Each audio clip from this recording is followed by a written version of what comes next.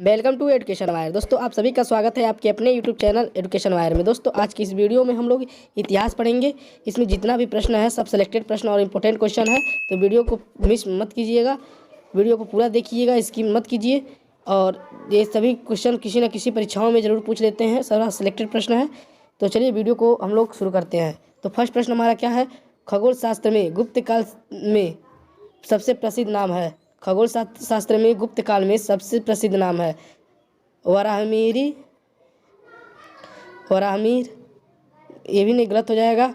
ब्रह्मगुप्त गलत हो जाएगा। आर्यभट्ट आपका राइट आंसर हो जाएगा। खगोल शास्त्र में गुप्त काल में सबसे प्रसिद्ध नाम है तो आर्यभट्ट। सेकेंड प्रश्न है हम लोग का, विक्रमादित्य के शासन काल में ढाले गए सोने के सिक्कों को क्या कहा जाता था। विक्रमादित्य के शासनकाल में ढाले गए सोने के सिक्के को क्या कहा जाता था। तो कौड़ी गलत हो जाएगा, दिनार आपका राइट आंसर हो जाएगा। विक्रमादित्य के शासनकाल में ढाले गए सोने के सिक्के को क्या कहा जाता था, तो दिनार करेक्ट आंसर हो जाएगा। नेक्स्ट प्रश्न हम लोग का, निम्न में से किस काल में स्त्रियों की संख्या पुरुषों के बराबर थी। तो गुप्त काल में स्त्रियों की संख्या पुरुषों के बराबर थी, तो करेक्ट आंसर क्या हो जाएगा, गुप्त काल। अगला प्रश्न है, निम्न में से किसने नालंदा विश्वविद्यालय का भ्रमण एवं वहां अध्ययन किया था। तो हेनसांग ने नालंदा विश्वविद्यालय का भ्रमण और वहां अध्ययन किए थे, तो हेनसांग करेक्ट आंसर हो जाएंगे। नेक्स्ट प्रश्न है, कालिदास की किस कृति की गिनती विश्व की 100 प्रसिद्ध साहित्यिक कृतियों में होती है। कालिदास की किस कृति की गिनती विश्व की 100 प्रसिद्ध साहित्यिक कृतियों में होती है। तो इसका राइट आंसर हो जाएगा आपका ऋतुसंकार गलत हो जाएगा। मेघदूतम ये भी नहीं होगा। अभिज्ञान शकुंतलम आपका करेक्ट आंसर हो जाएगा। कालिदास के किस कृति की गिनती विश्व की 100 प्रसिद्ध साहित्यिक कृतियों में होती है, तो अभिज्ञान शकुंतलम। नेक्स्ट क्वेश्चन है, चंद्रगुप्त विक्रमादित्य के दरबार में नवरत्नों में सबसे अधिक प्रसिद्ध कौन था। चंद्रगुप्त विक्रमादित्य के दरबार में नवरत्नों में सबसे अधिक प्रसिद्ध कौन था। देखिए ये बहुत इंपॉर्टेंट क्वेश्चन है, तो इसका राइट आंसर क्या हो जाएगा, राइट आंसर हो जाएगा आपका कालिदास। करेक्ट आंसर क्या होगा, कालिदास। नेक्स्ट प्रश्न है हम लोग का, चंद्रगुप्त द्वितीय को विक्रमादित्य क्यों कहा गया। चंद्रगुप्त द्वितीय को विक्रमादित्य क्यों कहा गया, तो इसका राइट आंसर हो जाएगा उसकी उज्जैन शासकों पर विजय के फलस्वरूप। करेक्ट आंसर हो जाएगा। चंद्रगुप्त द्वितीय को विक्रमादित्य क्यों कहा गया, तो उसकी उज्जैन शासकों पर विजय के फलस्वरूप चंद्रगुप्त द्वितीय को विक्रमादित्य कहा गया। नेक्स्ट प्रश्न हम लोग का, चंद्रगुप्त द्वितीय में काल में विद्या कला और साहित्य का महान केंद्र कौन सा था। चंद्रगुप्त द्वितीय के काल में विद्या कला और साहित्य का महान केंद्र कौन था, तो धारवाड़ ये गलत हो जाएगा। वाराणसी भी गलत हो जाएगा। उज्जैन आपका करेक्ट आंसर हो जाएगा। नेक्स्ट प्रश्न है, चंद्रगुप्त द्वितीय की विजयों से उसके समाज का विस्तार कहाँ तक हो गया। चंद्रगुप्त द्वितीय की विजयों से उसके साम्राज्य का विस्तार कहाँ तक हो गया।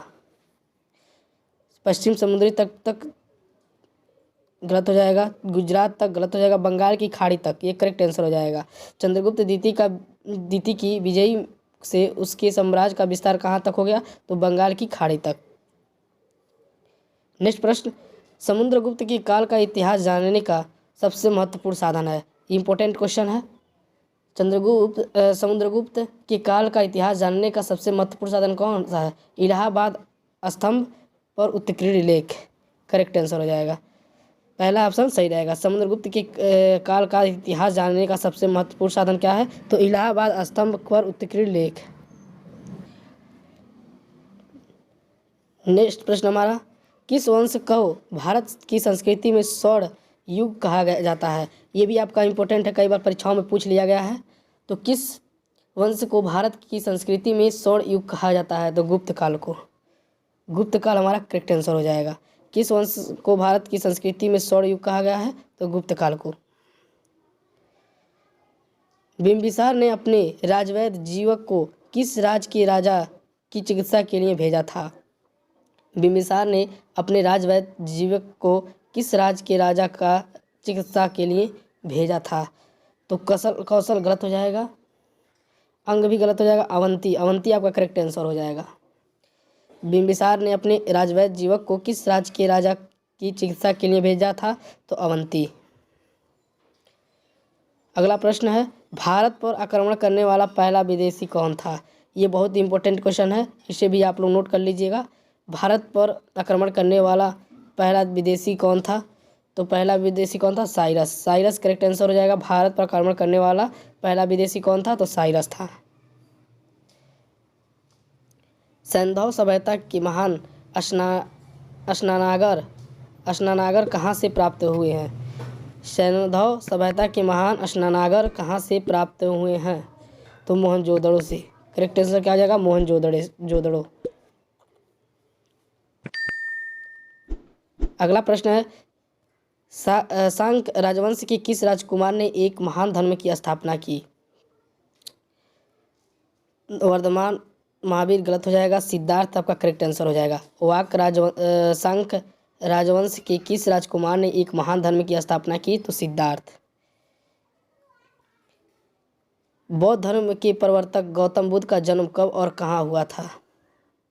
ये इंपॉर्टेंट क्वेश्चन है, आप लोग नोट कर लीजिएगा। जितने भी प्रश्न हैं सब छांटे हुए प्रश्न हैं, तो आप लोग नोट करते चलिएगा। तो क्या प्रश्न है हमारा? बौद्ध धर्म के प्रवर्तक गौतम बुद्ध का जन्म कब और कहाँ हुआ था? तो 327 ईसा पूर्व सारनाथ में गलत हो जाएगा। 563 ईसा पूर्व लुम्बिनी में, ये करेक्ट आंसर हो जाएगा आपका। बौद्ध धर्म के प्रवर्तक गौतम बुद्ध का जन्म कब और कहाँ हुआ था? तो 563 ईसा पूर्व में हुआ था, लुम्बिनी में। नेक्स्ट प्रश्न हम लोग का, हड़प्पा सभ्यता के विलुप्त हो जाने का क्या कारण माना जा सकता है? हड़प्पा सभ्यता के विलुप्त हो जाने का क्या कारण माना जा सकता है? तो हड़प्पा सभ्यता का विस्तार के साथ भूमि की उर्वरता का नियंत्रण कम होना, ये भी आपका करेक्ट हो जाएगा। बाढ़ों को आना, ये भी राइट है। विजयतियों का आक्रमण, ये भी राइट है। तो उपयुक्त सभी का कारण चौथा ऑप्शन सही हो जाएगा। हड़प्पा सभ्यता का विलुप्त हो जाने का क्या कारण माना जा सकता है? तो हड़प्पा सभ्यता का विस्तार के साथ भूमि की उर्वरता का नियंत्रण कम होना था, बाढ़ों का आना था, विजयतियों का आक्रमण भी था। कालीबंगा कहाँ स्थित है? कालीबंगा कहाँ स्थित है? तो हरियाणा में गलत हो जाएगा। राजस्थान में आपका करेक्ट आंसर हो जाएगा। कालीबंगा कहाँ स्थित है? तो गुजरात में, राजस्थान में। नेक्स्ट प्रश्न है, सिंधु घाट की सभ्यता के लोगों का धर्म प्रमुखतः किस पर आधारित है? सिंधु घाट की सभ्यता के लोगों का धर्म मुख्यतः किस पर आधारित है? तो पशु और मानव बलि पर गलत हो जाएगा। शिव के विभिन्न रूपों की पूजा पर, ये भी गलत हो जाएगा। मात्र देवी पूजा पर, ये आपका करेक्ट आंसर हो जाएगा। सिंधु घाटी की सभ्यता के लोगों का धर्म प्रमुखतः किस पर आधारित है? तो मात्र देवी की पूजा पर, करेक्ट आंसर हो जाएगा हमारा। हड़प्पा सभ्यता के औजार और अस्त्र मुख्यतः बनाए जाते थे, ये आपका इंपॉर्टेंट प्रश्न है। तो हड़प्पा सभ्यता के औजार और अस्त्र मुख्यतः बनाए जाते थे तो तांबा, टीन और कांच से। तांबा, टीन और कांच के हड़प्पा सभ्यता के औजार अस्त्र मुख्यतः बनाए जाते थे तो तांबा, टीन और कांच के। अगर वीडियो अच्छा लग रहा है तो वीडियो को एक लाइक जरूर कीजिएगा। तो अगला प्रश्न है, भारत का राष्ट्रीय मतदान दिवस कब मनाया जाता गया? 24 जनवरी गलत हो जाएगा। 25 जनवरी करेक्ट आंसर हो जाएगा। भारत राष्ट्रीय मतदान दिवस कब मनाया गया? तो 25 जनवरी को मनाया गया। नेक्स्ट प्रश्न है, पहला भारतीय विद्वान जिसने गणित को एक पृथक विषय के रूप में ग्रहण किया? तो वाल्मीकि गलत हो जाएगा। आर्यभट्ट आपका करेक्ट आंसर हो जाएगा। पहला भारतीय विद्वान जिसने गणित को एक पृथक विषय के रूप में ग्रहण किया तो आर्यभट्ट थे। नेक्स्ट है हमारा, भारत के आर्थिक इतिहास पर भारत का पुस्तक किसने लिखी थी? भारत के आर्थिक इतिहास पर प्रथम पुस्तक किसने लिखी थी? तो रमेश चंद्र दत्त द्वारा, ये राइट आंसर हो जाएगा। रमेश चंद्र दत्त द्वारा भारत के आर्थिक इतिहास पर प्रथम पुस्तक किसने लिखी? तो रमेश चंद्र दत्त ने। नेक्स्ट प्रश्न, सिंधु सभ्यता के किस स्थल से दुनिया का सबसे पुराना स्टेडियम मिला? सिंधु सभ्यता के किस स्थल से दुनिया का सबसे पुराना स्टेडियम मिला? तो धौलावीर आपका करेक्ट आंसर हो जाएगा। सिंधु सभ्यता के किस स्थल से दुनिया का सबसे पुराना स्टेडियम मिला? तो धौलावीर। अगला प्रश्न है, गणेश्वर सभ्यता का संबंध किस नदी से है? गणेश्वर सभ्यता का संबंध किस नदी से है? तो सिंधु गलत हो जाएगा, सरस्वती भी गलत हो जाएगा, अहड़ भी गलत हो जाएगा, कांतली आपका करेक्ट आंसर हो जाएगा। गणेश्वर सभ्यता का संबंध किस नदी से है? तो कांतली।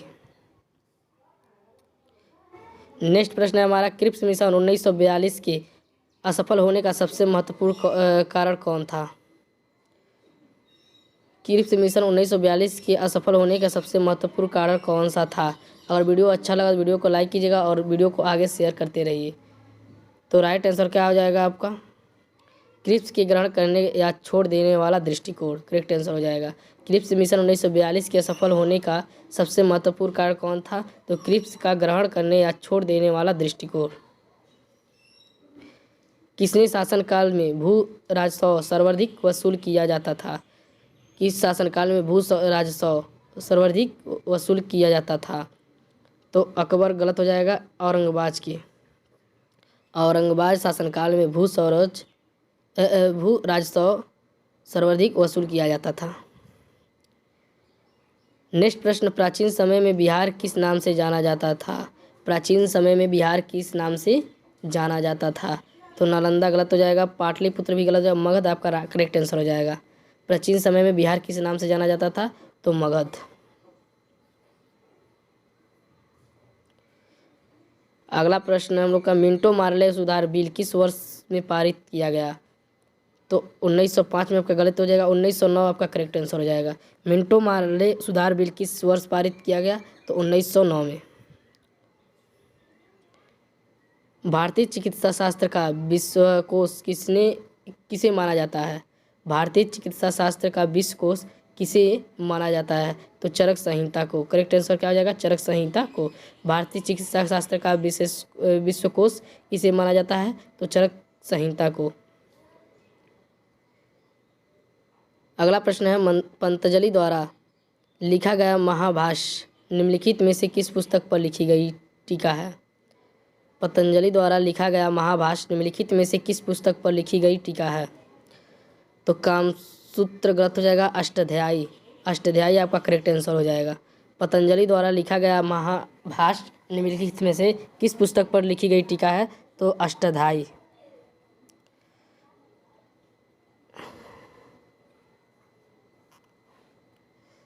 अगला प्रश्न हमारा, अशोक के अभिलेख में उसके किस एकमात्र पुत्र का चर्चा की गई है? अशोक के अभिलेख में उसके किस एकमात्र पुत्र की चर्चा की गई है? तो जालौक ये गलत है, कुड़ाल भी गलत है, तीवर करेक्ट आंसर हो जाएगा। अशोक के अभिलेख में उसके किस एकमात्र पुत्र की चर्चा की गई है? तो तीवर की। अगला प्रश्न है, सिविल सेवा में सफल होने वाले प्रथम भारतीय कौन थे? सिविल सेवा में सफल होने वाले प्रथम भारतीय कौन थे? तो सत्येंद्र नाथ टैगोर करेक्ट आंसर हो जाएंगे। सिविल सेवा में सफल होने वाले प्रथम भारतीय कौन थे? तो सत्येंद्र नाथ टैगोर। अगला प्रश्न है, काला कानून की उपाधि किसे दी गई? काला कानून की उपाधि किसे दी गई? तो रॉलेट एक्ट को। करेक्ट आंसर हो जाएंगे, रॉलेट एक्ट को करेक्ट आंसर हो जाएगा। काला कानून की उपाधि किसे दी गई? तो रॉलेट एक्ट को। अगला प्रश्न है, अशोक के सारनाथ स्तंभ के निचले भाग पर कौन कौन से जानवर निरूपित हैं? अशोक के सारनाथ स्तंभ के निचले भाग पर कौन कौन से जानवर निरूपित हैं? तो हाथी गलत हो जाएंगे, गधा भी गलत है, सांड आपका करेक्ट आंसर हो जाएगा। अशोक के सारनाथ स्तंभ पर निचले भाग पर कौन कौन से जानवर निरूपित है? तो सांड। अगला प्रश्न है, धातु के सिक्के सबसे पहले किस युग में मिलते थे? धातु के सिक्के सबसे पहले किस युग में मिलते थे? तो मौर्य युग में गलत हो जाएगा, बुद्ध युग आपका करेक्ट आंसर हो जाएगा। धातु के सिक्के सबसे पहले किस युग में मिलते हैं? तो बुद्ध युग में। भारत के प्रथम इंजीनियरिंग कॉलेज की स्थापना कब हुई? भारत में प्रथम इंजीनियरिंग कॉलेज की स्थापना कब हुई? तो 1847 करेक्ट हो जाएगा। भारत में प्रथम इंजीनियरिंग कॉलेज की स्थापना कब हुई? तो 1847। अगला प्रश्न है, महावीर का जन्म किस क्षत्रिय गोत्र में हुआ था? तो महावीर का जन्म किस क्षत्रिय गोत्र में हुआ था? तो राइट आंसर हो जाएगा यांत्रिक। यांत्रिक आपका करेक्ट आंसर हो जाएगा। महावीर का जन्म किस क्षत्रिय गोत्र में हुआ था? तो यांत्रिक। अगला प्रश्न है, जैन धर्म तथा बौद्ध धर्म दोनों ही विश्वास करते हैं। जैन धर्म तथा बौद्ध धर्म दोनों ही विश्वास करते हैं। तो राइट आंसर हो जाएगा कर्म तथा पुनर्जन्म के सिद्धांत सही है। जैन धर्म तथा बौद्ध धर्म दोनों ही विश्वास करते हैं तो कर्म तथा पुनर्जन्म के सिद्धांत पर।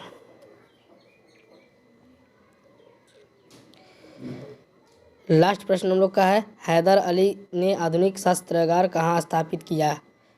हैदर अली ने आधुनिक शस्त्रागार कहाँ स्थापित किया? तो डिंडुगल 1775। हैदर अली ने आधुनिक शस्त्रागार कहाँ स्थापित किया? तो डिंडुगल 1775 करेक्ट आंसर हो जाएगा। आज का वीडियो इतना ही। अगर वीडियो अच्छा लगा हो तो वीडियो को लाइक कीजिएगा, चैनल को सब्सक्राइब कर लीजिए, क्योंकि एक वीडियो बनाने में बहुत सारी मेहनत लगती है। क्योंकि जितना भी प्रश्न आपको बताए हैं सारा इम्पोर्टेंट प्रश्न है। जल्दी हम लोग मिलेंगे नेक्स्ट वीडियो में, तब तक के लिए जय हिंद।